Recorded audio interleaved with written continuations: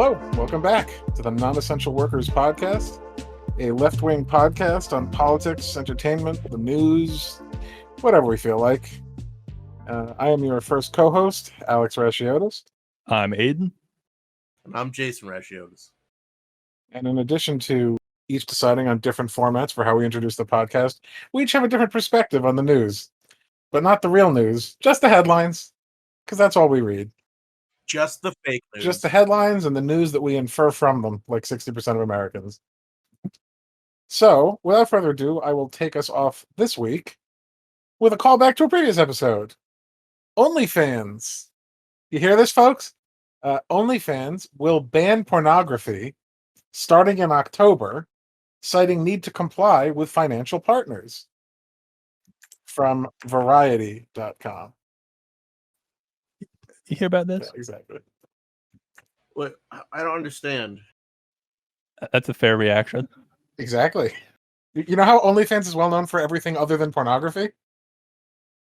But what financial partners? They get money. It's crowdsourcing.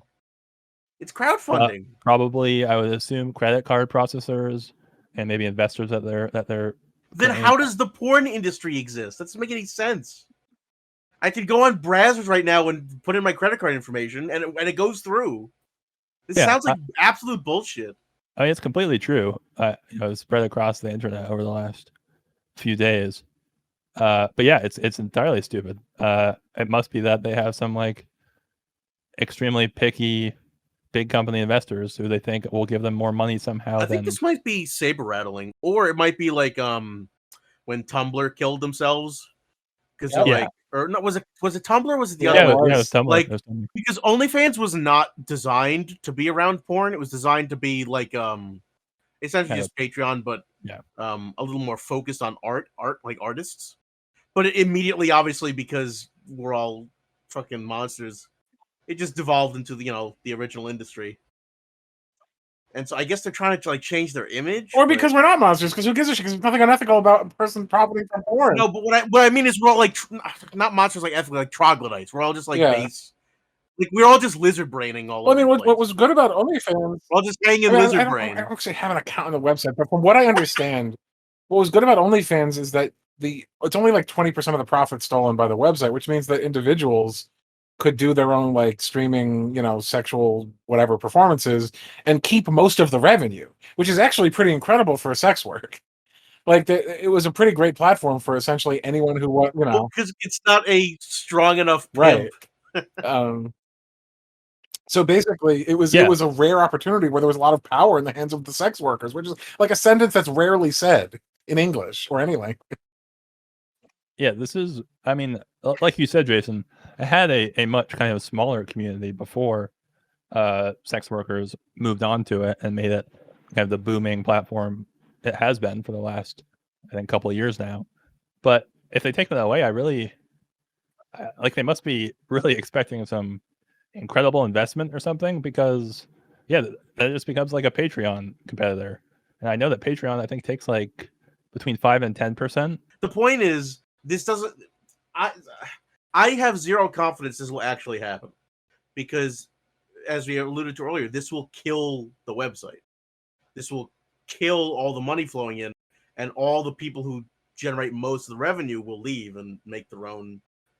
Fucking, there's gonna be porn Substack before this shit happens. I mean, that really does make sense, doesn't it? You can't stop it, right? Like you can't actually stop people's obsession with sex and pornography. So whenever you do this, you're basically just it's the drive to live. That's what humans exist to do. You're not actually stopping it. You're just stymieing your own income. Right, they're just killing themselves, which is why I alluded to it as suicide. Because these people will still exist. They will still make porn. They will still try and make money off it. They'll just go to other places, and OnlyFans will die. Yeah, the power was never the website; it was the sex workers. I love democracy. I love capitalism. Because only in capitalism does shit like this happen, where companies voluntarily kill themselves. It's hilarious. It's really incredible because it to me it actually strikes it's like this weird, in like a Hegelian or Marxist teleology. It's like we've gone from like slavery to serfdom to capitalism, but like this is where that's like serfdom medieval era stuff like wasn't quite purged, where this like bizarre Christian pseudo morality that's like seeped into Western culture continues to rear its baffling head, even though there's absolutely no financial reason to be doing this. It's like we have to be prudish because that's like a good thing to maintain an image of in American capitalist culture, which doesn't, again, it like the logical capitalist thing for this is to be like, we're only doing porn now. Right, it's the most Right, profitable. like, Yeah, that's like the libertarian take. So this is a really weird case where capitalism is failing. Like it's failing to do what it's supposed to do, which is make more money. It's interesting. And have adequate competition inside this Yeah. market. Yeah. All right, I guess they want to relinquish the reins. They feel they've been king of the hill too long. But I really hope. I guess what I'm saying is, I really hope that nurse is all right. Oh, I don't give a shit. Go back to being a fucking nurse. I mean, I don't know what No, we would do no if she was empathy. forced to go back to doing healthcare.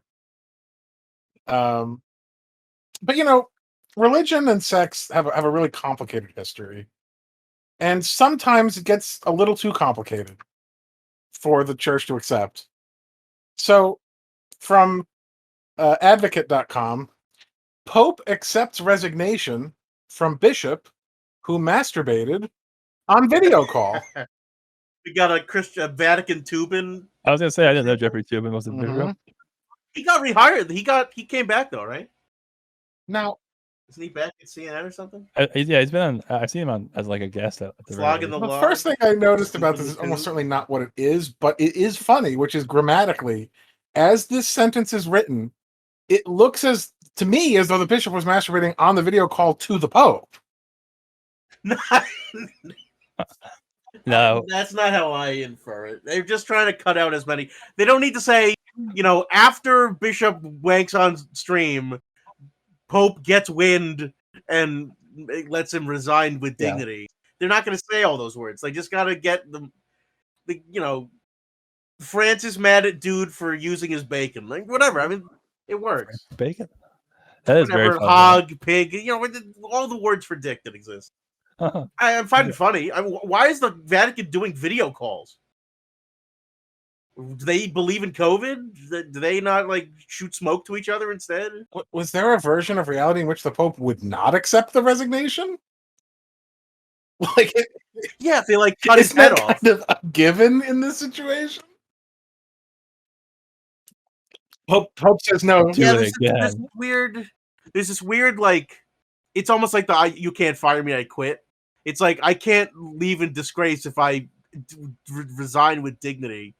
It's a weird honor culture thing that our society still holds on to across the world, where somehow this is saving face, even though obviously he doesn't have any face left to save. But yeah, weird. And also, who was he on call with then? Let's say it's not the Pope. Who was this? A religious call? Was he doing a service? I don't know. A fucking church choir, a bunch of kids. Man, that's.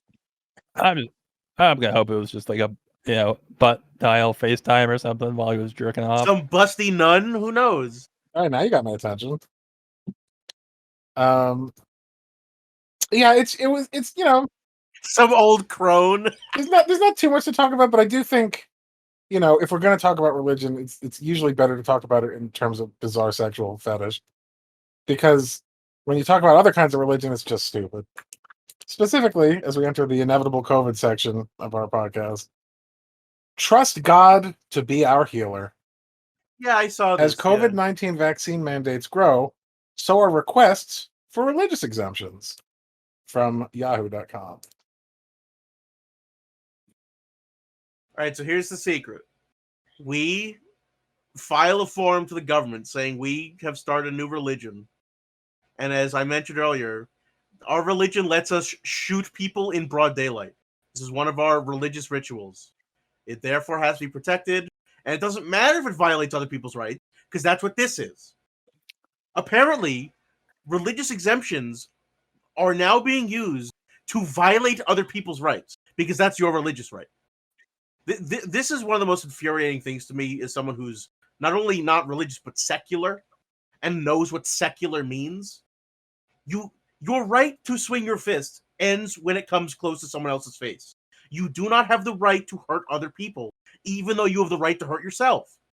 This is what people fundamentally misunderstand about diseases or viruses or driving down the road in a car. Your actions are not in a vacuum. They're not limited to just you. Your actions affect other people. There are ripples off of what you do, especially in public. So religious exemptions do not apply if the thing you're trying to exempt affects other people. So shut the fuck up already with this shit. I don't know what holy texts speak on vaccines. Zero. Yeah. Here's what it is. My worldview and my moral views are just de facto gods now. So I can just pretend, oh, I'm extremely left wing. I'm a Marxist. So is God. Therefore, now my personal political views are religiously protected views. That's all it is. There's nothing in the Bible about fucking germ theory. There's weird, crazy, like straw, tiny little grasping at straws of obviously ancient people trying to explain the world. The same way that's true in almost all mythology. And the same way that like Islam, which is written a little bit later when there was more science being done, is a little more scientifically accurate than the Old Testament, which is a little less accurate than the New Testament, just because time was passing. But like, as you say, this is all just retconning. This is all just post hoc, after the fact. Oh, we see some bullshit about pigs having cloven feet and can't get COVID. It's so infuriating because it's so nakedly like a lie, and it's just purely out of self-interest. Now, I was going to point out the overwhelming majority of Americans are Christian. No, it's not true anymore. Within those that are religious is what I meant to say. The overwhelming majority of religious Americans are religiously Christian. It's a roughly 50-50 now, like secular versus religious. But point is, Christianity predates the invention of vaccines by 1,800 years. There's nothing in the Bible about vaccines because vaccines didn't exist. But fortunately for them, there's a lot in the Bible about healing. And that's the only thing their scaffolding is built on. I just want to point out, and I don't know if this is for someone who wants to yell at a Christian person about this, or if you're a Christian person who's listening to this and you're not sure what to think about it. There's nothing in the Bible about vaccines for a very good reason, which is that there were no vaccines. There was nothing to say. It's not like homosexuality, at least, which was like, okay, that was there back then, even though there's still hardly anything about it. It's not like slavery, which they were explicitly wrong about and endorsed. No, there were no vaccines.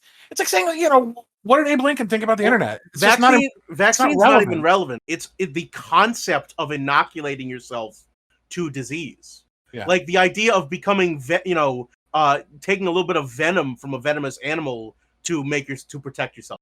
The concept did not exist because no one had tried stuff like this and recorded it. So it's not even vaccine, because that's being too pedantic to say like, well, the word vaccine never shows up. The concept of inoculation does not come up. I don't even think it is, because no one understood even germ theory. That's what at the time that the Old Testament and the New Testament were written, meaning they couldn't even understand the prerequisite to understand what a vaccine was. So they obviously say nothing about vaccines because they don't even understand what germs and bacteria and viruses are. So they had no way of predicting what a vaccine would do or how it mechanically would work or what it would mean. So anyone who's now saying, I want a religious exemption from vaccines, other than like these weird niche cases where it's like, I can't have anything preserving life beyond whatever. I mean, people are just like, I want to die. All right, fine. But if is it the Amish or is it the you refuse like all blood? No, not the Amish. The assholes who door knock. Yeah, well, I don't want to name names, but you're talking about Jehovah's Witnesses. Yeah, Jehovah's Witnesses who refuse all blood transfusions. There are more like that, but yeah, I mean, there's some bizarre cases where people try to cite like, oh, you're not supposed to have like other people's blood, but I mean, for fuck's sake, like the vaccine's not other people's blood. You're just getting a tiny bit of retroviral DNA, and it's like your body learns to fight it. So even those are all based on faulty assumptions that we're all like somehow different. No, we're all the identical material. Yeah, and at the end of the day, this is just using religion as a shield for being an asshole, which is like the oldest way of using religion ever. And I don't want to give religion is just to be an asshole. Yeah. It's sole purpose. Yeah, so it's, I mean, again, there are plenty of religious people who are getting the vaccine and don't see any problem with their faith and getting it. And the people who are like, how can I bullshit this? how can I fuck around and pretend like this is the reason I don't want to do this thing, instead of I read a dumb Facebook post by some weird QAnon quack, or I listened to some crazy Republican shithead on Twitter or whatever, and they became an anti-vax person for completely irrational reasons. And now it's like, well, that all sounds really stupid even to me. So now I got to say it's in the Bible. I need to see the interfaith dialogue between William Lane Craig and some QAnon mom talking about the biblical reality of vaccination. Take America's top Christian apologist and make the case. If this is not people who are religious who believe this is their right to be religiously exempt, talk to your other Christian friends about this. Stop talking to us about this. Figure it out amongst your own who ostensibly believe the same things you do. Because otherwise, you're admitting you're just full of shit. It seems to me like everyone who goes to church periodically thinks they're William Jennings Bryan. It's just like, well, I'm a brilliant apologist and rhetorician because I'm a Christian. No, you're probably not. Like, most people are not particularly well educated about their thing. Trust the people you've trusted in any other context for the thing that they're good at. Go to a doctor when you need medicine. Okay? Like, it's not that complicated. Trust all your favorite radio hosts who keep dying from COVID. Right. And on their deathbed say, I was an idiot and I should have got the vaccine. Just listen to them. Imagine if Rush Limbaugh had died from COVID. It's just, like, I don't know. Just listen to them saying on their deathbed, I wish should have gotten it because I don't want to die because I'm a self-interested scumbag who actually only exists to live on this mortal coil and profit and enjoy it. Like, I almost wish I was a little more sadistic a person, because then I would not feel as bad seeing all these people dying who are like intentionally not getting themselves the vaccine. But it's really, what I'm saying is it's really horrible. Like, watching all these like Republicans and their families like withering on the vine and choking out their last breath is really one of the most horrific things you can see. And even this is even knowing they basically set themselves up for it. So, like, please don't be that person. Yeah, but you know what it is, Alex? This is capitalism. This is artificial selection. This is humans voluntarily taking themselves out of the gene pool. This is what our society promotes. Our society promotes, hey, OnlyFans, you want to kill yourselves because you're afraid of losing money? Go for it, sure. There's no protection. There's no safety net. If you want to fuck up, fuck up. You want to die from a thing that was easily avoidable? Do it. You want to have a heart attack because we supply you cheap food that will kill you? Do it. You want to die in a car crash, even though it's one of the easily avoidable things in the world? Sure. Let's make as many pathways available for you to die from those things. That's the American ethos. You want to die? Tell us how. We'll let it happen. Unless you're a large, banking company or something like that. Oh, yeah. If you're not an actual person, if you're an institution, if you're a concept, you can't die. That's the only thing that's immortal. Well, as is often the case with adults making bad decisions, it's the children who suffer. And as we discovered in our last, or one of the last episodes, turns out children can get COVID and can die from COVID, as evidenced by our next article. Enough COVID. Your child will wait for another child to die. Amid COVID-19 surge, Dallas County has no pediatric ICU beds left, county judge says. This is from, so this is like a quote of CNN. What the doctors are saying of like why we're out of beds. The doctor's like, oh no, you're gonna watch that guy's kid die, and only then do you have a chance. I mean, the odds are still very low because pneumonia is it's still difficult to kill kids with. It's not great. All the neurological shit's gonna be bad. I don't want this is getting not even political at this point. What I liked about it was that he didn't go, your child will wait for another child to recover. It's no, your child will wait for another child to die. They kind of give away the game there. Yeah. It's like a Dr. Hibbert line. Mm-hmm. I mean, I don't blame a doctor who has to deal with this shit every day to be basically black belt at this point. I can't imagine having to work in any kind of ICU for the also being a pediatrician and working with kids every day. Yeah, I mean that's the starting point. Yeah, that's really what they're going through right now. Pandemic aside, it's kids are gross. Pretty terrible. No, kids are fine. But the idea that folks, kids are cool. The idea that We have to. I mean, this is obviously a scare article, right? Like it's trying to make you think kids are dying more than they are, in order to make sure that you make sure your kid's fucking vaccinated, make sure you're fucking vaccinated, so your kids survive. And so this is one of the rare instances where there's a manipulative title, and I like it. Because you should be fucking terrified, because there are a handful of kids who are dying, and a ton are going to have long COVID, and a ton of them are going to be orphaned because their fucking idiot parents are dying. There was another article I didn't even want to use because it was even darker, which was just like both parents die within 5 minutes of each other, orphaning all their children. And it was just like, come on, man. Like, I need Biden to come on, man, these guys into just taking the fucking vaccine. If he can do one thing. That's not how our politics work, Alex. We don't force people to make good decisions. It's not in our DNA as a country. We let people die we let people hang themselves by their own rope. That's how we operate. Yeah. That's how we've operated for 200 years. Nothing's going to change that. Some old fuck's not going to change that. To do otherwise would be neo-Marxist fascism. Exactly. That would be the new world order. To help people live better lives. How dare you? Speaking of massive government overreach, sometimes people aren't taking the vaccine, or at least enough of the vaccines. Other times we have too many vaccines. Specifically, Surgeon General defends U.S. booster shot plan as much of the world awaits vaccines. The WHO said boosters shouldn't be offered while countries lag in vaccine access. This is from ABC News. I don't understand this one, especially with like the sub headline. Yeah, there was a subhead that was also pretty prominent. It's almost like but kids are starving in Africa argument. Like, okay, but I need my booster. Like, I already got 2. I'm going to need my 3rd in a couple months. Just give the normal vaccine to everyone else in the world. There's not actually a limited amount of this. The only thing limiting it is production speed. So just fucking ramp up production speed and stop selling it. And stop selling the copyright and patent for it. Just give it to every other country and keep making more so everyone can get 2 doses and get a booster. There's a lot going on in this one, but I'm kind of curious to see what you guys think before I get into why I chose it. I don't. We got 3 of these in a row. Come on, I'm tired of COVID. Yeah, I mean, I think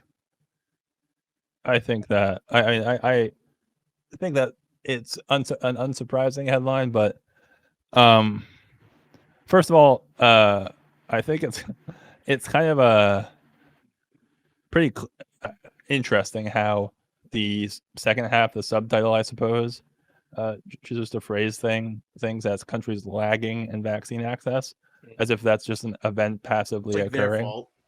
Yeah, as if it's not because the U.S. has flexed its hegemony to secure the largest supply and access to vaccines possible, while hemming and hawing whether it should give any amounts or, as you say, patent access to other countries and the scientists within them. While, of course, it both has secured this enormous supply for a population that has a large percentage that refuses to make any use of it. And so large amounts just get fucking tossed in the bin. This is honestly operating at like Resident Evil logic. We made the world's worst disease so that we can make billions off selling the vaccine for it. Like, what? That doesn't make any sense. That wouldn't happen. There's no fears about other countries like fucking with it. Just give everyone the vaccine. Inoculate the world. You're all saved. You don't have to worry about COVID anymore. I mean, yeah, I think that's what should happen. But there are tons of countries that everyone thinks they're fucking are not being provided the supply chains that they need to get vaccines, to even get first doses for their population. The current estimate is that many countries in Africa will not be fully vaccinated until 2025. Yeah, but also a lot of those countries have 5 cases still. Yeah, but plenty of them are totally overrun. So it's a mixed bag. Yeah, it's like what's the one that's impossible to get in the pandemic game? What, Madagascar? Yeah, Madagascar's fine. Right, but played out like reality. Sure, but that's a different question. What I'm saying is, move to Madagascar. When you consider the rate at which viruses mutate, especially when they have huge populations to mutate within, having any part of the world go through what is essentially the duration of an entire college degree. Yeah, it's where all the variants without getting vaccinated at all, meaningfully, means of course there's going to be a million more variants of COVID. Because we're acting as though a nation state by nation state approach to this makes any kind of sense in a global pandemic. Also, in a global economy where people are free to travel wherever they want. Right. It's not the Middle Ages. You don't need like Marco Polo to contract like rat flu and take it back to, Europe over the course of 80 years or something. No. This shit spreads in like 2 weeks to anywhere in the world. This is an international world. We're way past the point of like border control being a real thing that you can actually maintain. If you don't fix the world, this is completely like fuck altruism. This is just logic.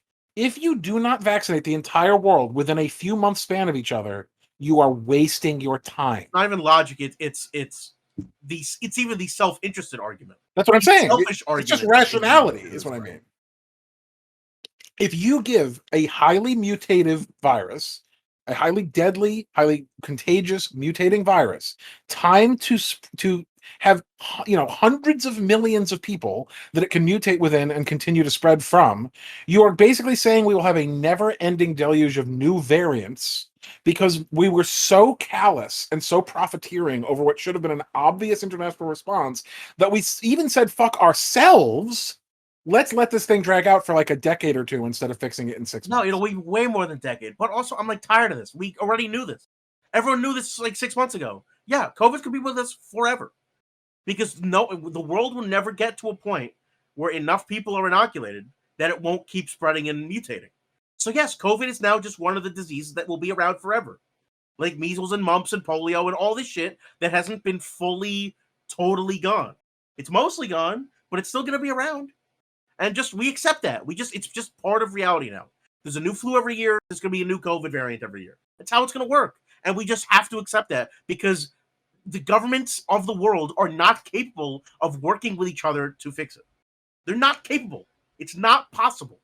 They've given up. The way in which this is framed is interesting because it basically seems like they're doing like old fair and balanced both sides. Like we talked about boosters. They're doing a Surgeon General versus WHO beef. Right, but here's the reality. The booster shots have not even been approved yet as being particularly efficacious, which is why that never even made much sense yet, because they haven't shown that they're necessary or helpful. And two, even the supposed counterpoint of the WHO is using language that, as Aiden already pointed out, completely ignores the issue of why the rest of the world doesn't have vaccines, which is the intellectual property, tight fisting that we're holding on to. So essentially, both of these are just like sort of the Republican-Democrat divide. They're two versions of the same side.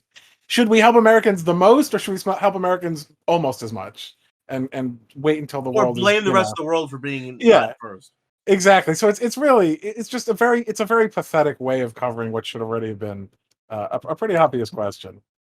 Let's move on to a somewhat more topical event, given that we're not stuck in a global pandemic. Is that a pun? Like a makeup or skincare? No, it's not. There's no elaborate pun here. Let's talk about Afghanistan a bit, since we were talking about it last week. You remember how we already mentioned in a previous episode that Biden basically said, "Eat my ass. I don't care about Afghanistan. It's not my problem." Article this week, Harris, meaning Kamala Harris, laughs at, shuts down questions as she says Afghanistan is her highest priority. Also from Yahoo News. I'm glad she's having a good time. What? I don't understand. What is it saying she's laughing at? And she's laughing at the idea that she needs to answer questions on Afghanistan. But she's ostensibly answering questions about Afghanistan because she's saying it's their highest priority. It's a pretty baffling series of events, yeah. I mean, she's just weird in general. Yeah. And doesn't know how to answer questions anyway. Why is she even doing press conferences? She's not like a fucking quarterback. She doesn't have to go to the press a certain number of times a week. Just sit in your corner. I think I saw a CNN poll today. I think it was from CNN about issues that Americans care about, and Afghanistan was not on there at all. It was like why should the average American? Right. Why would it be? Yeah. This is, as Jason kind of encapsulated with his baffled response. This is just a bizarre headline. Where is this from, Alex? This was also from Yahoo. This is just like, an article headline being Jen Psaki laughs at that dipshit Fox Steve Doocy kid when he asks another gotcha question. Okay, yeah, yes, and so, yeah, that's how the White House is going to respond, is by just shitting at the reporters who are doing a shit job of asking their questions. Just how it goes. Bill Belichick scoffs at question about whether Cam Newton or Mac Jones will be the starter. Like, yeah, that's how the news works. That's how the media works. It's how the White House responds to questions. Well, of course, it's just I was trying to contrast the idea between literally like 3 days earlier, Biden goes, "Not my problem." Now Harris is going, top priority. Kamala's problem. It's not Biden's problem. Yeah, so like that's what I was gonna say. Is Kamala on team Afghanistan and Biden's like, I'm out? Maybe Biden he gave her the Kushner treatment. Like, it's up to you, Vice President Harris, to solve the Middle East. Right. I gotta go drive. Are they gonna welcome her with open arms because America's back? Like, is that the same argument? What's she gonna do? I don't know what they even mean by top priority. What's the priority? Do what? Put troops back in? Like, what, is she gonna countermand Biden and be like, no, we're going back? Like, what's she gonna do? Yeah, I hate this like Washington speak. Like, oh, that's on our agenda. That's our top priority. It's in our national. What does any of that shit mean? Just tell us whether you're putting people in with guns or not. Tell us if you're dropping a bomb or not. Stop giving me vague language about priority and it's on the list and it's in the all this bullshit. Just tell us what you're doing.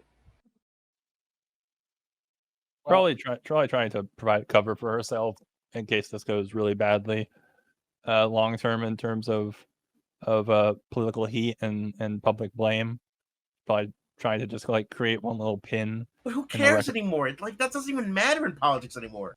Well, she cares. Trump had the worst PR like campaign ever of all time, and he crushed Mad Puss. Like, but people found him charismatic. No one finds Kamala Harris except obsessive not liberals. Even California Democrats like her, but so like, who cares? It doesn't matter. Like, the whole country's on rails. Like, you don't have to do anything.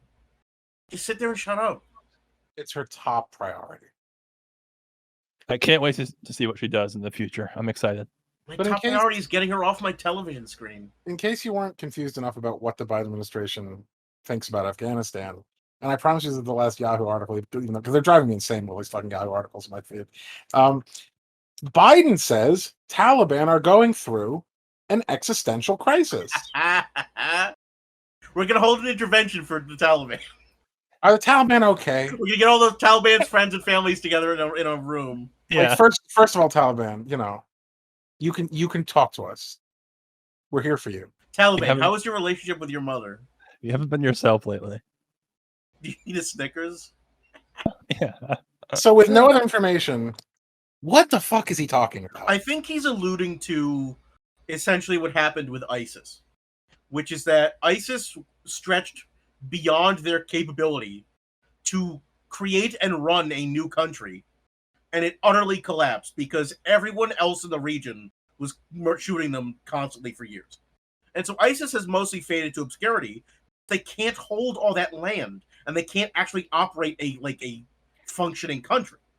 And so I think he's alluding to that. Like, the existential crisis is not, it's easy to be like a freedom fighter hiding in a cave. It's not easy to run a government. And so I think he's alluding to the Taliban will have more difficulty than they expect if they try and actually run Afghanistan like a nation. But I don't know. That could just be my reading on it. I think he's responding to the quotes that people have pulled from them about them like guaranteeing safety and clemency for people and offering women within Afghanistan rights within what meshes with Sharia law. And he's probably referring to this idea that's been pushed out that they are seeking legitimacy on the international stage. And that's probably the existential thing, is that versus their conservative extremist history, I suppose. I'm kind of waiting for the article that goes like, it's time for the Taliban to inch away from the Taliban.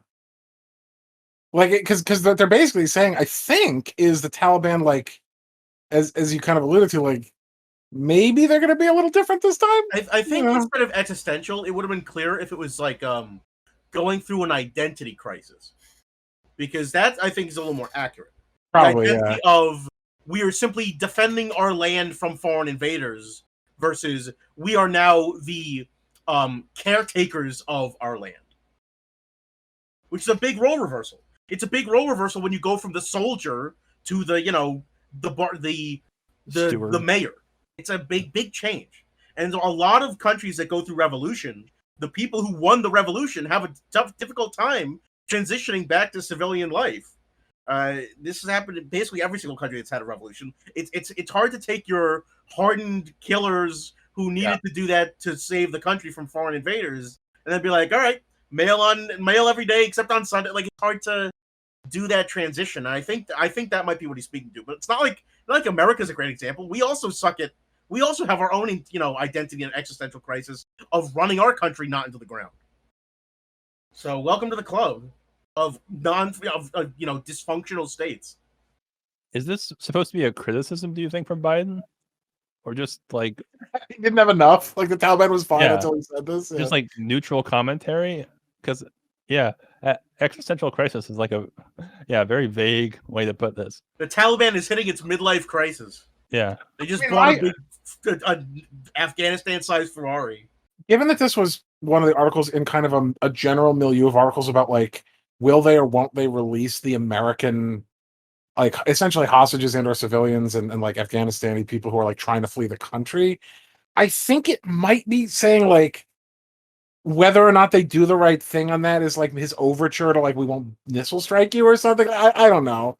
I think it has something to do with, like, he's trying to say that maybe there's a few good eggs the Taliban, like, we can negotiate with. How and why in the world would there still be American civilians in Afghanistan? I know. It's such a fucking clusterfuck.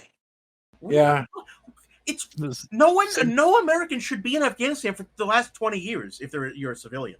Yeah. What are you talking about? I'm gonna go have vacation in Afghanistan. What? That's not a thing. It is, unfortunately.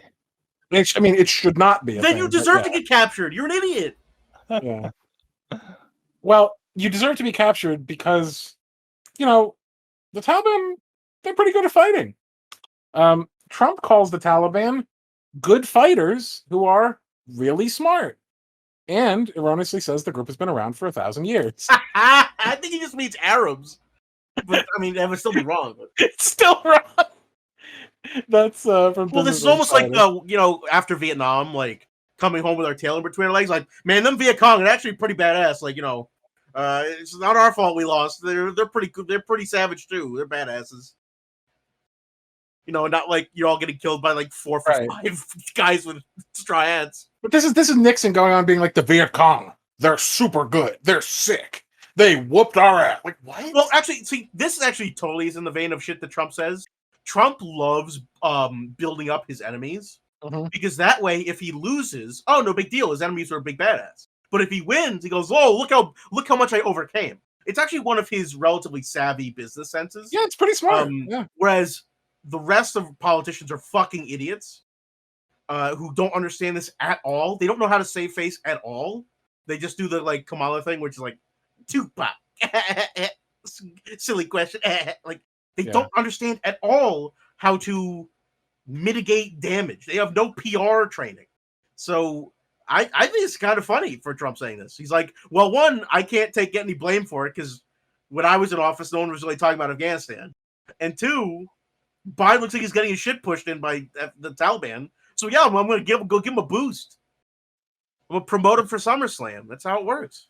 Yeah, no one was discussing Afghanistan isn't really true because he was talking about organizing a withdrawal from Afghanistan himself, which of course he's not going to talk about now. Instead, he's going to do this and say that but he didn't talk about it more or less than anyone else who was just like vaguely, like Obama. Oh, well, maybe we'll get out of there. A bunch of whole lip service shit.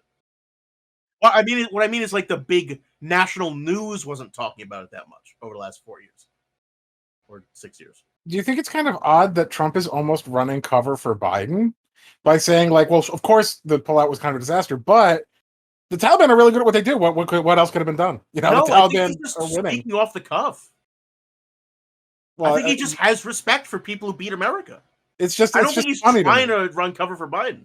Well, whether he's trying to or not, like he kind of is. Whether he wanted to or not, I don't know. Well, sure, but he can't help himself. He loves giving out compliments. Yeah. Even if they're like racist compliments, he just loves it. It's his favorite thing. He loves being a schmoozer and a smooth talker.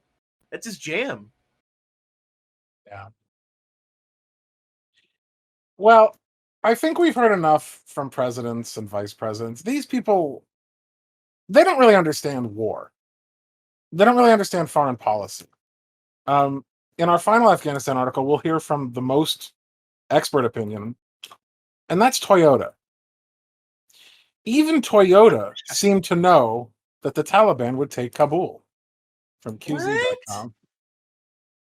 Where? QZ.com. I don't know what that is. I read this title, I read this article through several times, and I have to assume that like there was a Toyota plant or something in Afghanistan that like pulled out a few months ago. No right? way. Like, that can't be. Like, but what else would it mean? Like, what else can this mean?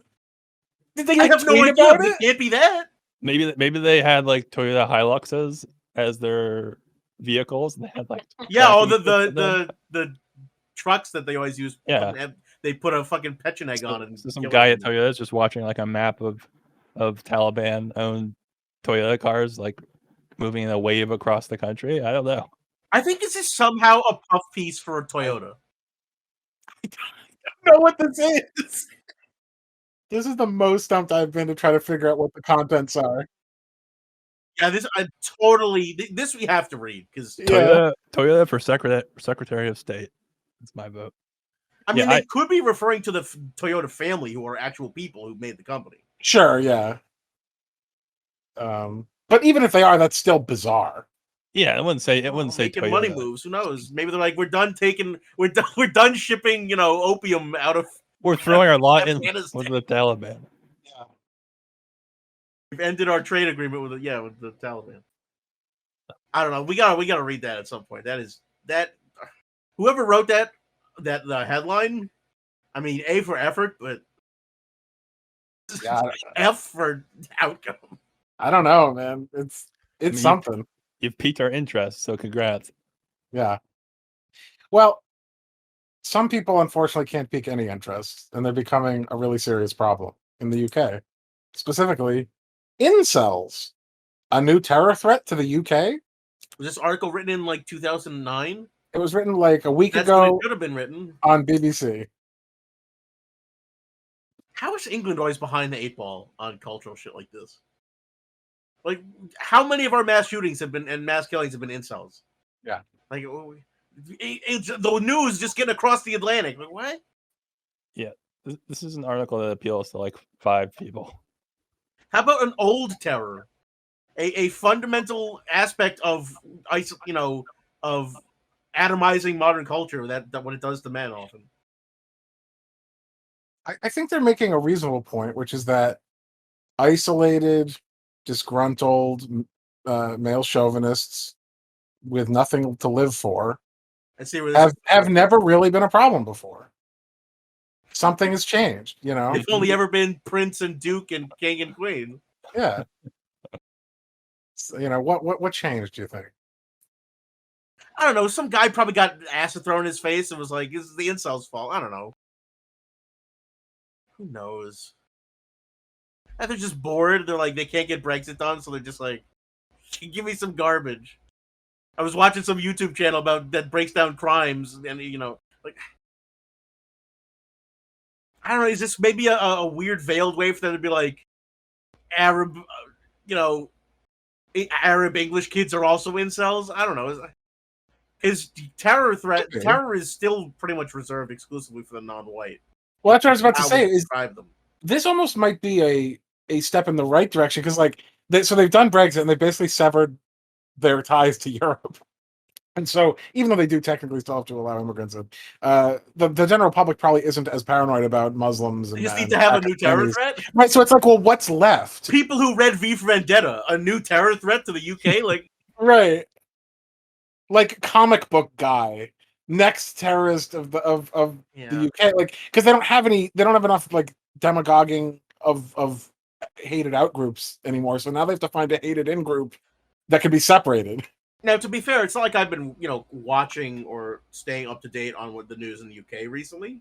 So I don't know. Maybe this is actually prompted by like a real. I think there was an attack, yeah, but like thing. But there's lots of attacks. The question is, why is this the new trend that has been claimed, right? maybe there has been a trend. Like maybe I don't know. Maybe some fucking schools. But the point is, this is obviously not a new phenomenon. Anyone who's listening to this is almost definitely aware of the term incel, and knows what it means, and understands ramifications, and understands the cause, and how people go down this path, and why it happens, and how radicalization happens. So, like, this isn't new. And we all understand the aspect of terror. I mean, the definition of terrorism, create political change through violence. We all know that incels operate as terrorists. Their goal is to do violence to create political change, and their political change is mostly to get women to have sex with them, whether that's like government mandated or just become famous. But the point is, like, terror and new, we already get that they're a threat. We know that they're dangerous. We understand that these people exist everywhere in the world, not just the UK. So to me, it's just the article should just be called "Incels." Heard of them? Like, yeah, we get it. Hey, incels, you heard of these guys? Yeah, it's like a bad start of a joke for a five minutes on some stand up. Yeah, it's like a Bill Burr bit. Yeah, we get a bunch of emails from these incels. It also, I think, is an example of how we need to boil things down to a singular label. Like it's either Arabs or it's incels, or it's this kind of extremist or this kind of extremist. Or as you were taught, Muslims. Yes, in my very progressive public school that I went to. Rather. But as opposed to, like, instead of saying, like, I don't know, these conditions that we live in terms of economic conditions, the way that people are marginalized and isolated, leads to upsetting trend of growing number of individuals or men, conditioned towards terrorist violence acts out of desperation. Or obviously it's not as catchy a headline, but like it needs to be like these guys who can't get their dick wet, they are killing people now, and they are incels. They're the new dangerous kid on the block. Look out for them. It's never get ready to weaponize this phrase against people you don't like. Yeah, exactly. It's always exactly. Because unless you're reading Perestroika, you're not going to get an article which says how capitalism creates toxic masculinity and how to fix it. It's not going to happen. The articles are just going to be, here's who we need to hate next. Here's who you can blame all your problems on next. Hey, women, want to know why your life is not advancing as well as it should be, even from the promises we gave you? Blame incels. Hey, guys, want to explain away how your quality of life's been going down over the last couple of decades? Blame it on the bottom of the barrel rung of hierarchy, incels. It's just next group to hate. And I think Alex might be onto something with, like, they need to transition the term terrorist to someone that's still around. Right. I'm not sure it's that on purpose encoded, but I don't see how incel is advantageous for them. Like there are still other, unfortunately, minority groups to pin things on. Like this doesn't really fit with the prevailing. Because it's funny. Because people think it's funny. They're like, I'm having sex, you're not though. It's like it's the most fundamental braggadocious thing. Masculinity. Desires is to shame other men who are not having sex and celebrate men who are having sex. Yeah, I mean, I think it even has an element of like that bullying to it, because incels are an obvious bullying target for anyone, including media. And like, I'm not saying like someone who goes to like /r incels or whatever, it's probably a horrible piece of shit. But like most people who are in the condition of can't seem to get laid probably don't have a political ideology or any intention to do violence. So this is really just a kind of a way of shitting, as Aiden was alluding to, on a broad class of people for no real reason other than it's funny because they're easy to bully. The vast majority of incels who do violence were, probably displayed some sociopathic and psychopathic tendencies, but were also molded into their current self. Like, it's not a purely nature thing. In fact, the whole identifier is based on nurture. It's based on them falling behind compared to other men. It's based on them not fitting in with other men. This is entirely a cultural creation. So it's not like Jeffrey Dahmer. It's not like a psychopath who just like feels great when he kills people. This is someone who has been taught lessons by society, and their takeaway is women are evil, women are bad, women have less value. I hate successful men. Time to take out my anger against the world. We as a culture and society are partly responsible for creating these people and the violence they produce. So we need to treat it the same way we would treat any cultural large-scale issue, not a singular individual issue where it's like these individuals are responsible for their evil. Yes, they are. We are all partly responsible. Yeah. But we don't do that. We can't as a society say our society is so deeply flawed, we need to make massive cultural changes to reduce this violence. We don't do it. We just have accepted it as part of the norm. School shootings are now just part of American culture. We don't want to do the hard work to try to change that. And the people who actually do want to do that are often like psycho Christians who are like, the moral fabric of America is falling apart. We need to reinstitute the gender role. Like the people who have that impetus for control are usually the psychos in the first place. Yeah, it's the same way we treat law enforcement these days, where there's no longer even right, exactly, a pantomime of trying to prevent crime. It's purely just punitive. Yeah, responding to, and often in a horribly punitive and unfair and imbalanced way. We are beyond what not reclamation. What are they? Rehabilitation. We live in a post-rehabilitation society. Rehabilitation is not achievable. It's just, are you good or are you not? And if you're bad things happen to you. Yeah, and it just goes back to the same thing that you were saying before, Alex, about COVID, about why it's just simple, like, pragmatism to share vaccines with the world.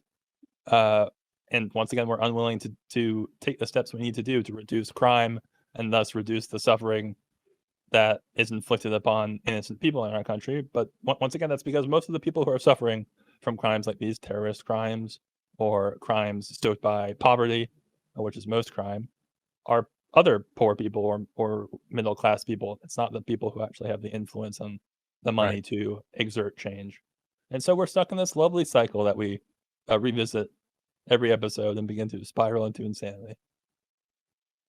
Speaking of, have any more headlines? I was going to say, I think I'll lead us out of this news segment at least, with a wonderful case where people are being harmed purely by their own idiocy.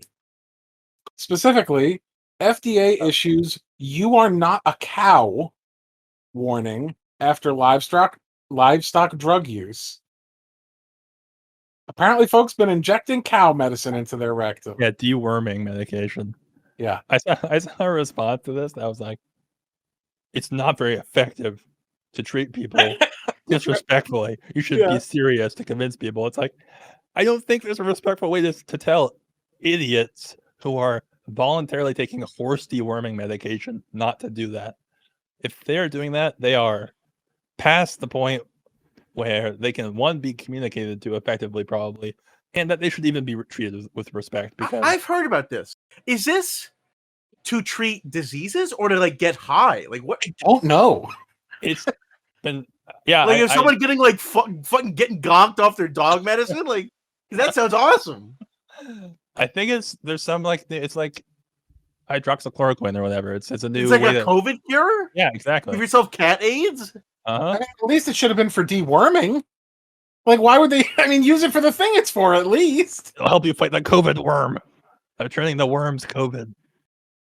Man, COVID would be so much funnier if it was a parasite. Yeah.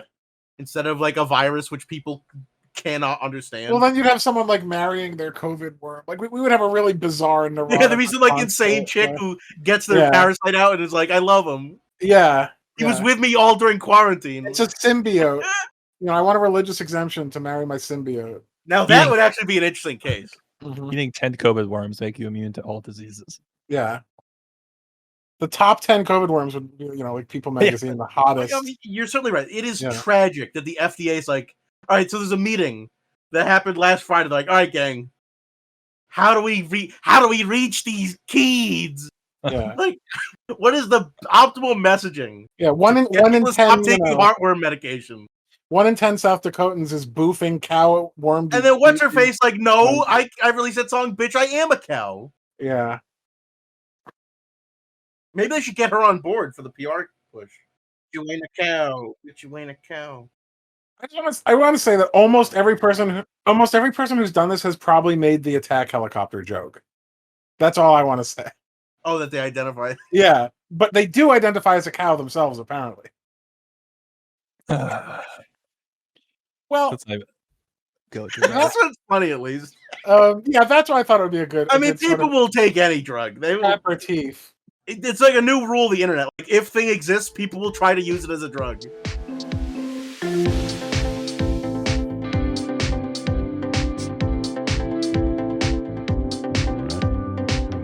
So we had a fairly brief and very stupid news section, which there's plenty of time to cover something even dumber, which was an article I stumbled across a few days ago.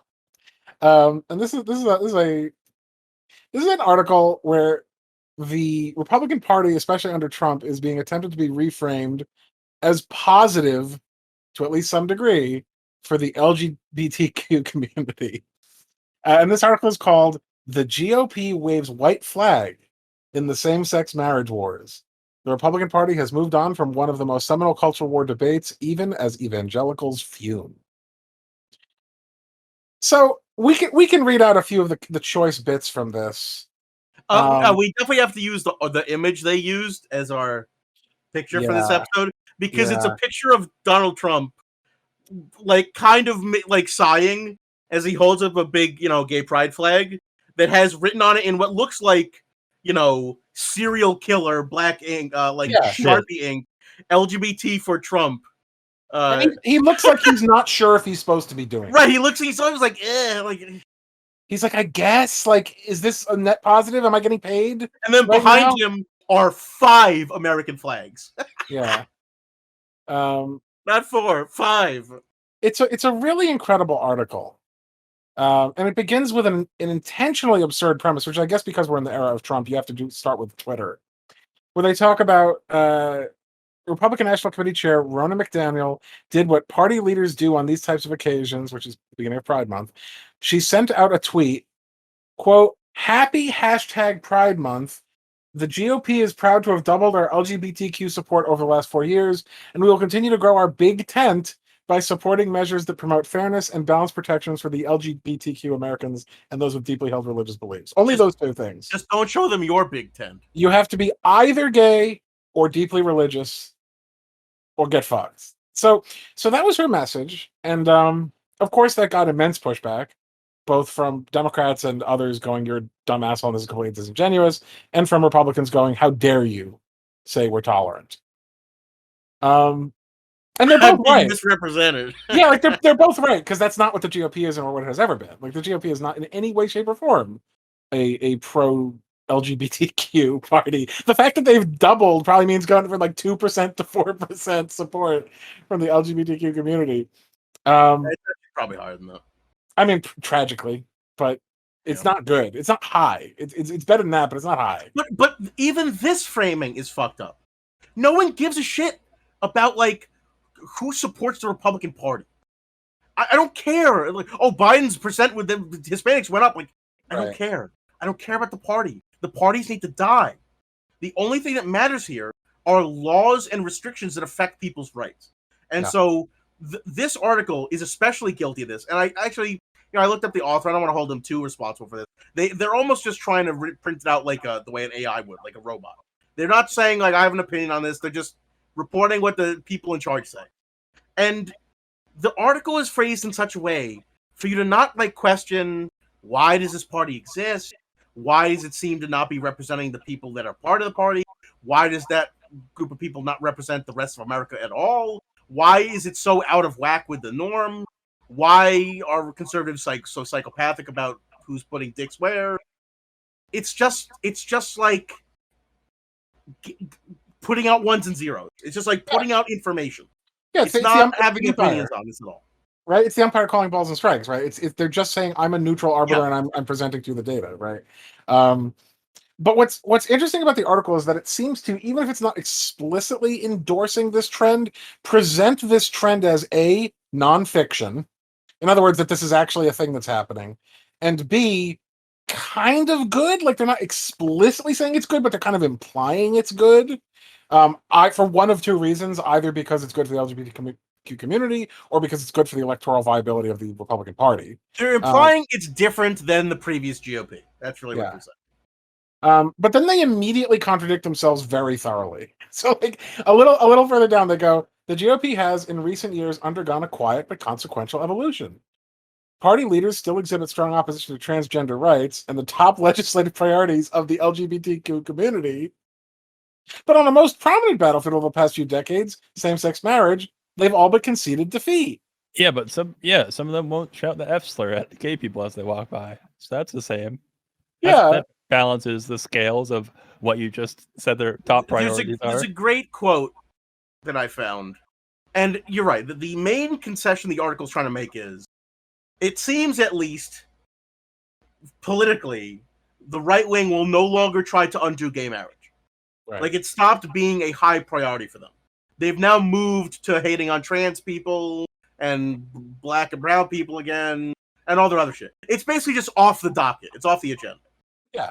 And the biggest quote they use to buttress this is this. It's law. It was settled in the Supreme Court. I mean, it's done. Which is a Trump quote. And that was said by Donald Trump. Right. Now, if all and the vast majority of the parties support him. If only they could use that same logic and apply it somewhere else where they have a pet peeve. There's a whole lot you could be talking about. Which one are you talking about? I'm talking about the big one. Abortion. Right. It's law. It was settled in the Supreme Court. I mean, it's done. Right. Stop trying to undo it. It's the law of the land. Yeah. But no, once again, just like we discussed earlier in this episode, it's all just a la carte. All right, well, gay marriage is not important to... Like, it's so easy to make arguments against it, usually bad faith. That I don't think certainly. Conservative dogs will ever let their teeth completely out of that issue, but, you know, it's actually still pretty easy to make bad faith arguments against same-sex marriage. Like, you could just make the slippery slope argument. Like, well, what about multiple people getting married? What about marrying a dog? Like, you just make all the same bullshit. They're all just as bad. That's so much more bizarre to me, though. I mean, you're not wrong. They make those arguments all the time, but it's so weird because, like, why don't I don't know, make the same argument about like marrying another person of the opposite sex? Oh, you're attracted to humans? Well, they did. They made those arguments about anti-black and white marriage, just like we talked about in the last. Like, these arguments have always existed. There's always just been but it makes me feel icky. I don't like it. Go away. Stop, I mean, it's a hard thing to do it. Stop having free freedom. Well, yeah, their fundamental argument is just fuck you. Like they don't have like there's no like teeth. It's not like, oh, like here's the very clear, cogent, persuasive reason. It's I don't like it, so you can't do it. That's it. But what's really grotesque to me about the framing of this article, because it's trying like really hard to make it seem like there is something here. The only thing that they've basically acknowledged, and this is something Jason already alluded to, is that the only real issue that's changed is whether or not they tolerate the existence of gay marriage. Okay. But they are only doing that because they don't think they can undo it. They're not doing it because they don't want to undo it. They're not doing it because like they've come around ethically or rationally on why that's a good thing to have in a society. They're just acknowledging it's not worth. They're just going, too hard to fight. Fuck it. That's not tolerance. That's apathy and resignation. Yeah, that's not love or support for the LGBTQ community in any way. If they felt they had the will to undo it, they would. If tomorrow they had the power, they would undo it. It's like saying, if this article said, like, the Confederacy finally accepts that slavery is not acceptable after definitively losing the war. Mm-hmm. And suddenly the article, as you say, tries to frame things like that means that they have progressed as an organization. Right. It's absurd because it paints it as like a moral change. It's not a moral change. Not only is it just a tactical change, later on they give away the whole game. A Gallup poll released earlier this year showed that by June 2021, 55% of Republicans supported same-sex marriage. All right, so they don't care anymore. Because it was only ever relevant for churning out their chud base. It was only ever useful to get people to vote Republican. If opposing this actually reduces the enthusiasm of the average Republican, totally pointless. They fought against it when only 30% of Republicans supported gay marriage. Right. Now that it's law and it didn't change anyone's life really for the worse, now a majority support it, so it's not worth fighting against. This would be like this.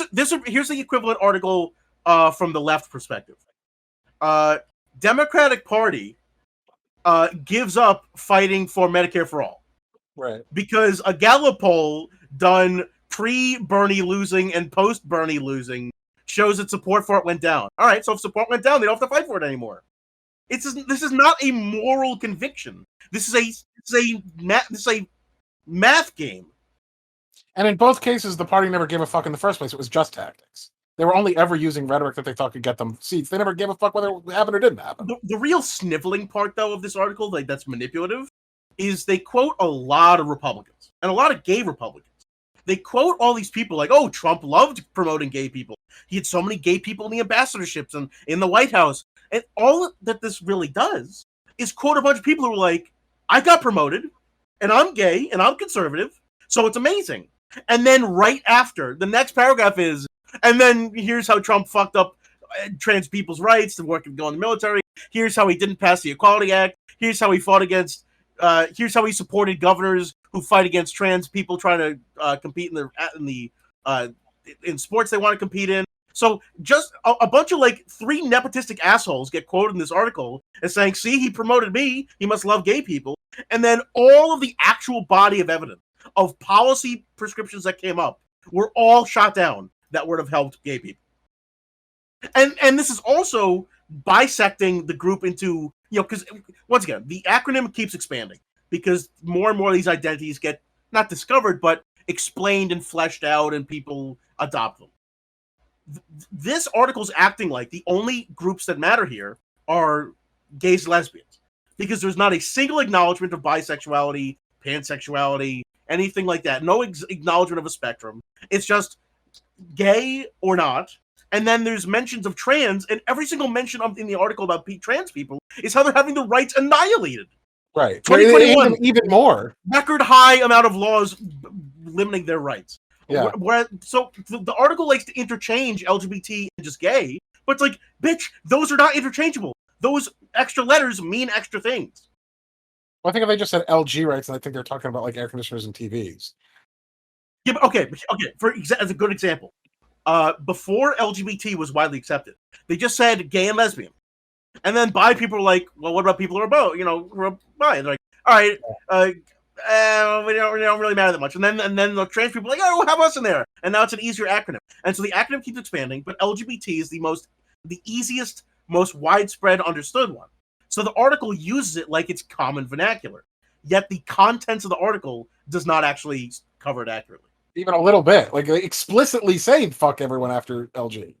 They go out of their way to say they don't give a fuck about this. No, there's not even mentions of L. There's no fucking lesbians mentioned in this. It's just gay versus trans versus straight. Though I do think they're using gay as a term for both. Yeah, I know. But there's a whole section of this article. I mean, it's a long, really bad article, but there is a section I want to read you because it's kind of like, you're traveling through the road in Afghanistan, you hit a certain section that's just like all IEDs. Like every single part is just bombs exploding. That's what this felt like, trying to read through. They've been trying to articulate this idea that the Republicans are like, they're coming around for this, like that there's been this insurgent movement within the Republican Party. I'm trying to convince you that Dan Crenshaw is somehow pro-gay rights. Of like pro-gay operatives doing great work within the party. So they say Ken Melman, who managed George W. Bush's 2004 presidential run, apologized for the anti-same-sex marriage rhetoric of that campaign and for his role in fighting marriage equality, while announcing that he was gay. Which that sentence alone could be an article we make fun of. Because this is someone who basically went out of his way to fuck over his own community, and now is like, but now I was part of the insurgent gay inside actors trying to help the community when I was fucking it over. And I'm sorry about that, but I was one of the helpers. So I profited from it. Yeah, that's already insane. Then we get to one of the founding members of the Federalist Society, conservative attorney Ted Olson, joined forces with David Boies, a Democratic attorney, to overturn Proposition 8, California's ban on same-sex marriage. So now we have a guy trying to overturn Prop 8 who works for the Federalist Society, who basically helped to founded the Federalist Society, which wrote Prop 8. Who like did everything to fuck over LGBTQ people, like in every possible other opportunity, instance, including I believe Prop 8 itself. What the fuck are they talking about? All right, you know what? Now I feel less stupid.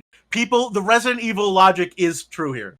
They made the disease so they can make the vaccine. They wrote Prop 8 so they can write the undoing of it. Hedge fund billionaire and Republican donor Paul Singer quietly donated to pro-gay rights causes and formed the American Unity PAC and American Unity Fund, which fight for LGBTQ and religious freedom.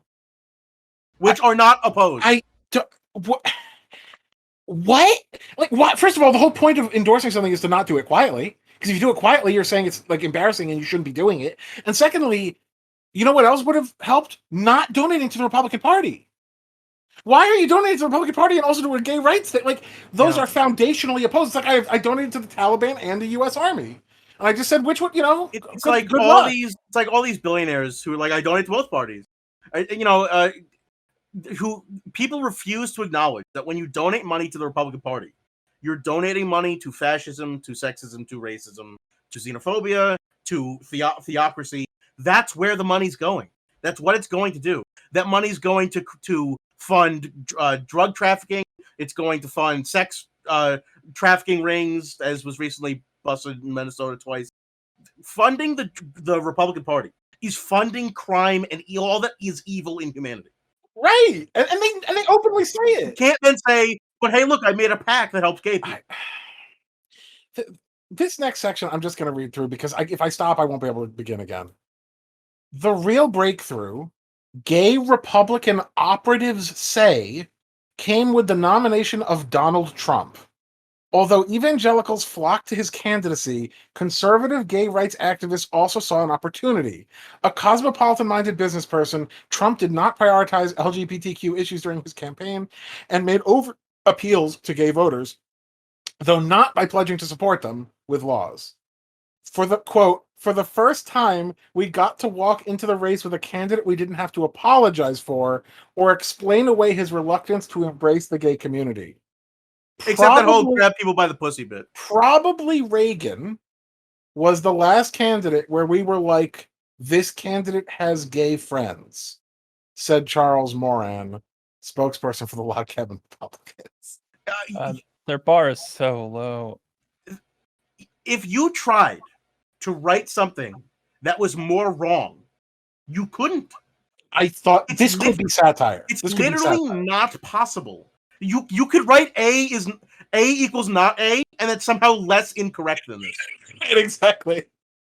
Yeah. Ronald Reagan hated gay people with such joy that he openly laughed and mocked as they died of AIDS to their faces. Yep.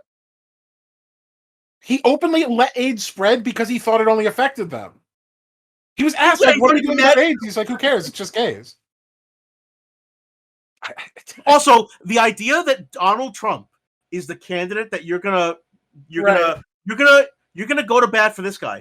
This is the first candidate you didn't have to feel you had to apologize for? Really?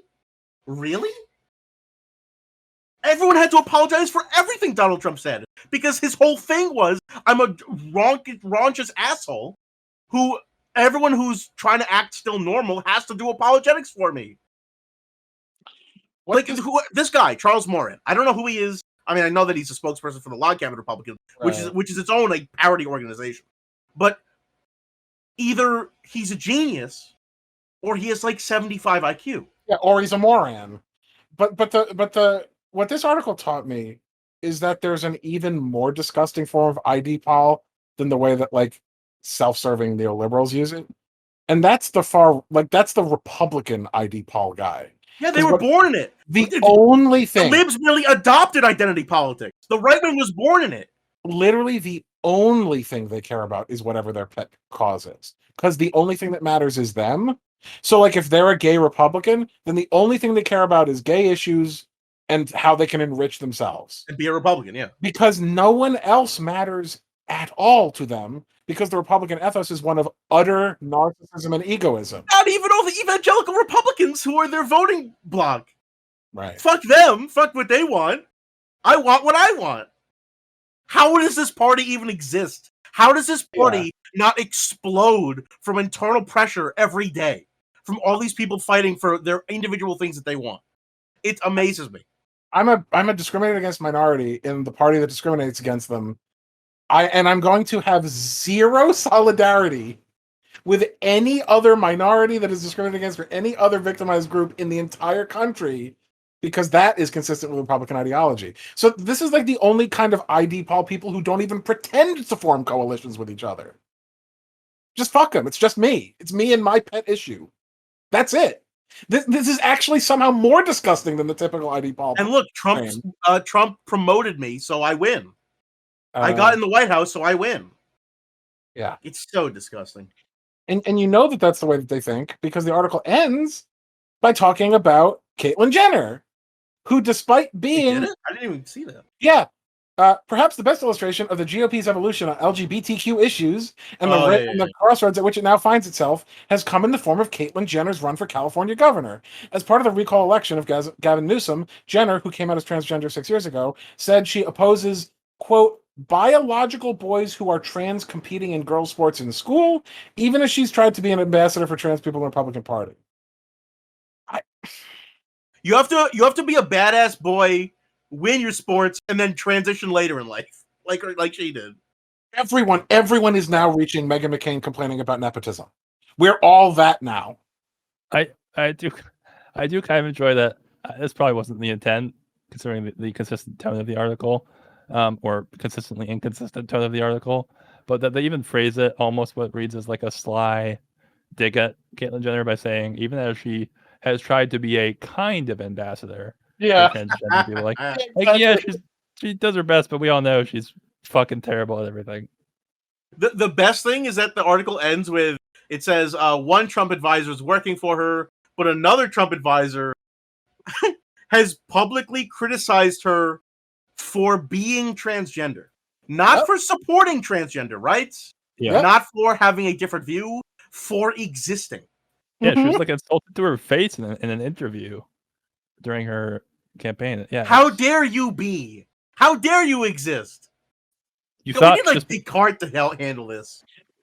And the article actually even points out the absurdity, because one of the Trump advisors, former campaign manager Brad Pascal, is working for her, while the other person saying she shouldn't exist is Trump's former election lawyer. So the Trump campaign can't decide whether this is the greatest thing to help them steal a different election, or whether this is the worst thing ever and this person should be put to death for their identity. But wait, Alex, I thought the party was inching away from Trump. Yeah. But how many advisors did Trump have? What is this, like, this clown car of snake oil salesmen? He's got like 1,000 advisors who have all been like former Nazis or you know, like, how many advisors does this motherfucker have? Yeah, it was a very public rotating door of just whoever he thought was cool, basically. They should just call them grifters. But it should be mentioned, the only reason they're even linking the whole Trump thing is because the article asserts that Trump was somehow good in any way for the LGBTQ community. And just briefly, they literally detail how he was not throughout the end of the article. Exactly.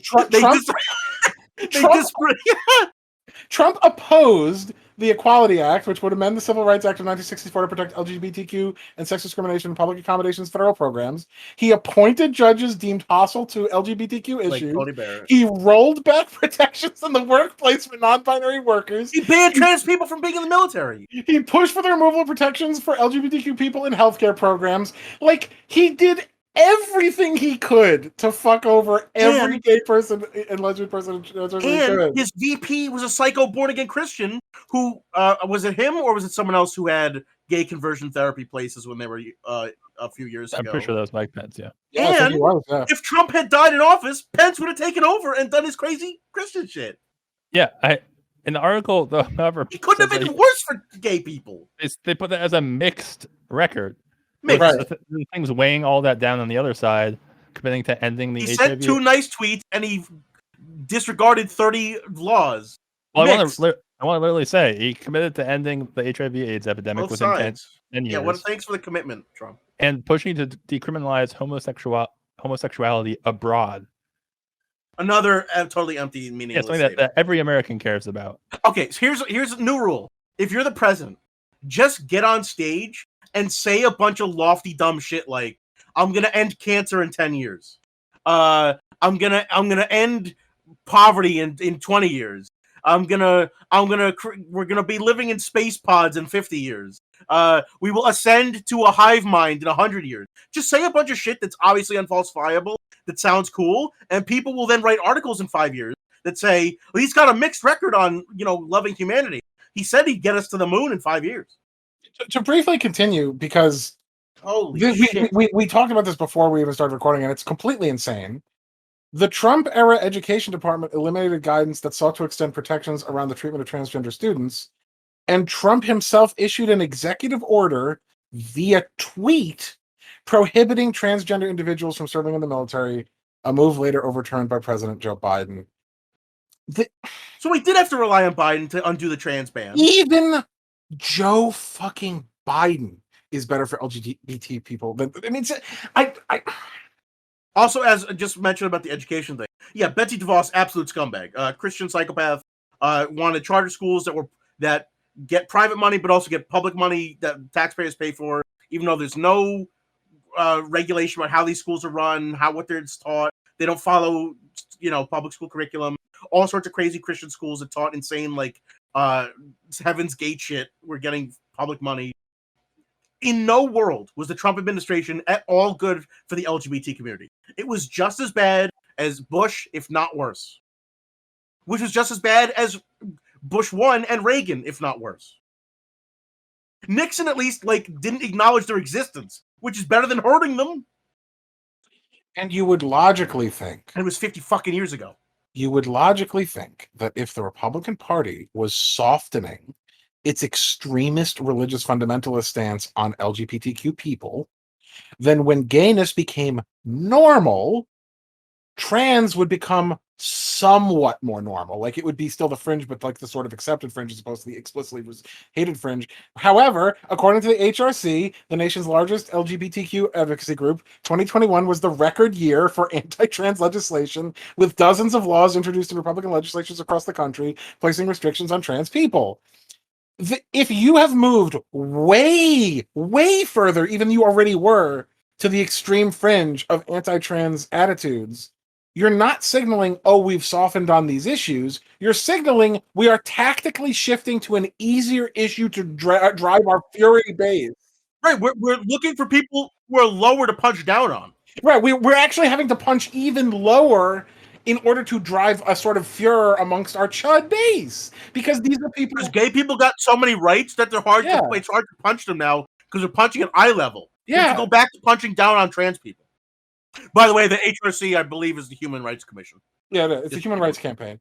But it's not only is that pathetic, but it tells you everything. It tells you that this was only ever tactical. They don't give a fuck, and they never gave a fuck about gay people. But it may help them win future elections by hating trans people. Exactly. God. Yeah, it was just really, every now and then you get an article that just kind of makes you rethink everything, and not of your views, but what it means to be a person writing an article, what it means to be an article. I don't know what this is. I don't know what this was supposed to do, really. I don't know what it did. But it's like the Manchurian Candidate. This is designed to give people aneurysms and kill them. Yeah. Truly baffling. And then, of course, this is from Politico, by the way, which, as we were talking about beforehand, Politico always tries to go out of the way to be overly neutral, even on shit that's not neutral at all. Yeah. But of course, because it's a company and they have to represent Pride Month, all the text initially is in pink. Oh, man. I'd also like to point out, this was released August 16th, 2021. It took them this long to figure out a way to say something for Pride Month that was pro-Republican. Like, And it's not at all. It's still not. People have to see this picture. The LGBT for Trump written on the flag is written in like chicken scratch. It genuinely looks like Slender Man or a serial killer is after him. For those not familiar, this is 2 months after Pride Month. It took them that long to figure this out. Wait, that's right. Isn't Pride Month like July? It was June. It was June. It took them like 50 days to come up with an article since the end of Pride Month that would somehow link to Pride Month. And Alex mentioned this article was long. It's actually not long. It's actually really short. It just is a slog to get through. Yeah. So this is even more embarrassing. This is like a 15-paragraph article. It took the writer 2 months to gather like 5 quotes from a bunch of dumb asshole Republicans about how Trump is cool with gay people. And this is what we got out of it. This is a steaming pile of shit. If a student handed this to me, whether they were in high school or college, this gets like a D- or an F. Well, no, it gets them like they need to get checked. Like I would think there's like a thought disorder. Right. They get to rewrite for free after seeing the school psychologist. Yeah, like I would seek treatment because this does not even hold the slightest bit of like logical water, even besides the question of ethics or efficacy or anything. This is just galaxy brain shit. I don't know. Also, I love they mentioned now Dan Crenshaw somehow pro gay people, and then the picture they use of Dan Crenshaw is him sitting on a fucking battleship with 4 giant anti-air howitzers pointed at the screen. He always looks like a fucking pirate trying to sell you insurance. Like, yeah, we don't hate on him for his eye patch. Hate him for all the other evil. Such a dumb asshole. No, but he fucking leans into it so he can kiss my ass about whether I got stolen eye valor. Yeah. All right. Well, anyway, we've done folks. You got any last words on this one, Aiden? I feel like we talked the whole time. That's because I have been locking away the revolver I keep in my bedroom so that I don't use it on myself today. Yeah, no, I think we have well covered just how much of a steaming pile of shit this article and the people it commentates are. So I'm well satisfied. Mm-hmm. Also, this article is so lazy. There's just a random picture of Obama smiling and a random picture of Nikki Haley like looking off left, just because her name is mentioned once in the article. This is like, my assignment's due tomorrow. Quickly, hop on Wikipedia, hop on Google, copy pasta those images. Yeah, this is so lazy. Well, someone was trying to, because it's super evil, but also super lazy. It's like someone's trying to make a sacrifice to like the Yellow King, and they only have 6 hours. It's just it's this bizarre mixture of incredibly stupid, incredibly lazy, and incredibly evil. And you really have to check it out for yourself if you want to kind of stare into the mouth of madness. It's the only time that they make any kind of claims or predictions is predicting that Nikki Haley and Ron DeSantis might be potential 2024 Republican presidential candidates. Oh, cool! Thanks. That would be. Thank you for introducing us to the next wave of psychos who might run the country. That would be something. I'm really better off for knowing that. Well, in any case, this was a bit of a rambling one, but we will have to see you next time on our next episode of the pod. Have a good one. Bye. Hey,